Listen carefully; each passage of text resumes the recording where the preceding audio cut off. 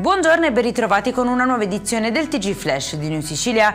In apertura schianto frontale nel Ragusano, un 91enne è morto in ospedale dopo il violento impatto tra una Toyota Yaris e un pick-up lungo la strada provinciale 60. Grave la moglie della vittima, si contano anche altri 2 feriti. Notte dispari a Catania, dove si sono verificati 2 distinti episodi a colpi d'arma da fuoco. Un 25enne è rimasto ferito a una gamba in via Curia, mentre a Librino sono stati esplosi una ventina di colpi senza provocare feriti. Gli investigatori stanno verificando un eventuale collegamento tra i 2 fatti.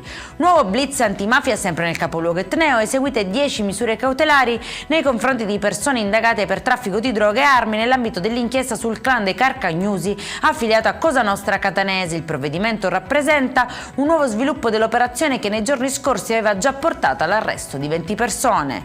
Ci spostiamo adesso a Palermo. Una coppia di ladri è stata arrestata a Mondello dopo una serie di furti ai danni dei bagnanti. Recuperati 6 zaini pieni di refurtiva, tra cui cellulari, denaro, documenti e anche un farmaco salvavita destinato al figlio di una delle vittime, poi restituito dalla polizia. E in chiusura ancora nel palermitano, incidente sul lavoro a Godrano. Un operaio di 26 anni è precipitato da un ponteggio durante i lavori di ristrutturazione di una scuola. Trasportato in elisoccorso all'ospedale Villa Sofia, è ora ricoverato in prognosi riservata, ma non sarebbe in pericolo di vita. Per questa edizione è tutto, prossimo appuntamento alle 19:30, buona giornata.